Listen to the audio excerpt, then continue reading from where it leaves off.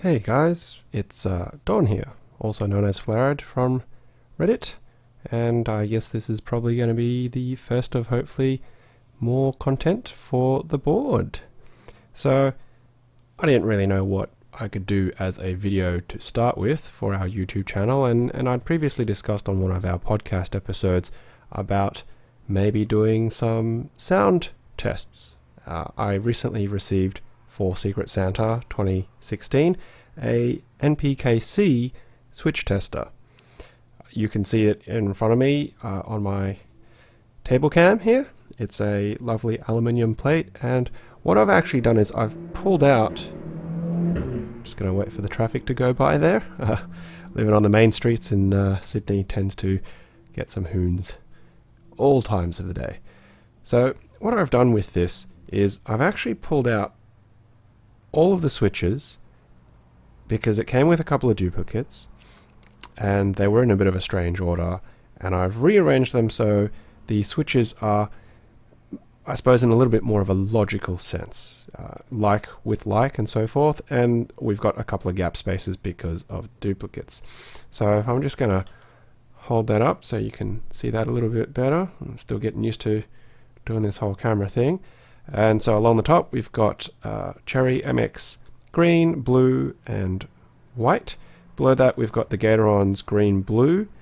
Then we've got a MX clear and brown beneath that, and then Zealio and a Gateron brown. Waiting for more hoons to go by. And then down on this row, I probably should have used a pointer just then, but you'll have to forgive me because it's my first video of this nature. Fumbling my way through here. We've got the Gateron black, red, yellow and clear, and then the MX black and red. So I thought I'd do a bit of a sound test, and you can see what it does sound like. It's a nice little, very simple aluminium plate, exposed back. You could hand wire it, plenty of space to put in a teensy and make it into a macro pad if you want. Pretty lightweight. It did get bent in transit to me, but hey, you know, it happens. At least it wasn't completely destroyed. Now you can see from my video webcam that's facing me and my mic set up. So what I'm going to do is I'm actually going to adjust that down towards the switch tester, and we'll see how that goes. So, as you can see now, perhaps, the microphone is now considerably closer, and it's in a fairly stable position, which should allow us to get some good results on the sound testing.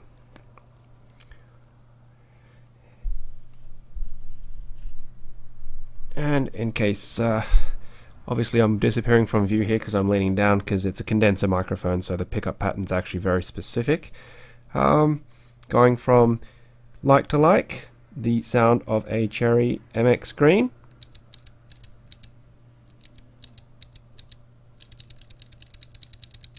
to the Gateron green,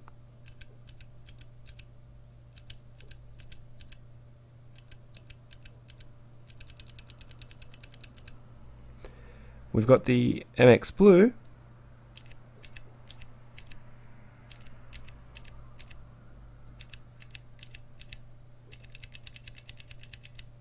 the Gateron blue,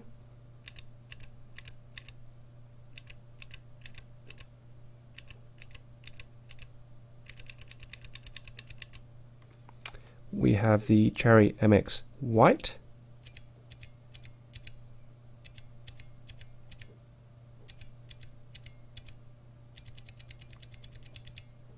so between those tactile sort of clickies of sorts, the blues actually have a very distinct sound with the Cherry and the Gateron. Gateron having a much harder distinct click, whereas with the greens, while there is a bit of a difference,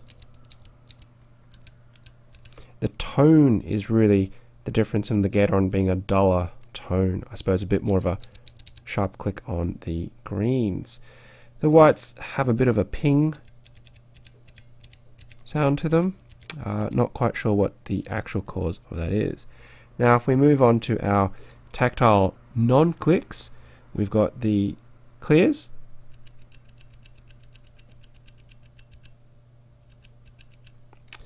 and I guess probably the closest comparison I would have would be the Zealios. Very similar sounding there. The MX Browns and the Gateron Browns.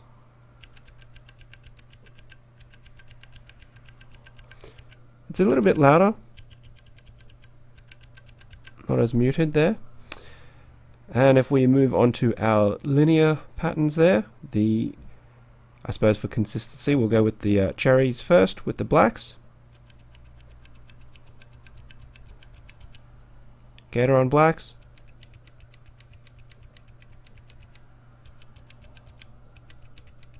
Sounds very similar to me. The reds, a bit sharper there, harder hitting on the plastic by the sounds of it.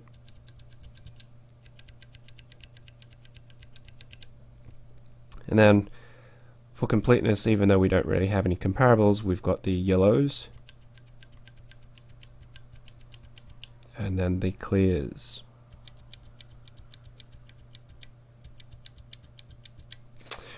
Okay, just going to bring my mic back up there.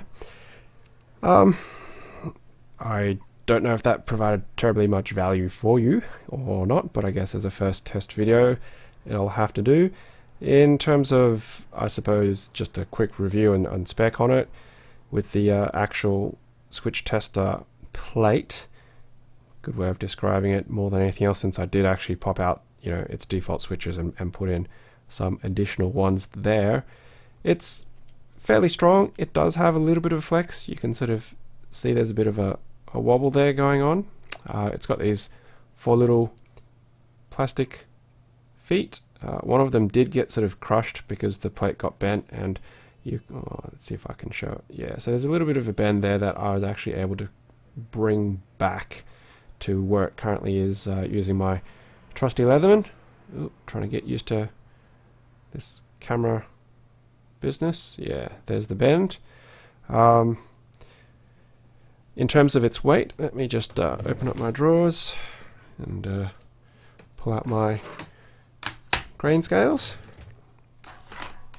So there's my grain scales. Let's get that baby on.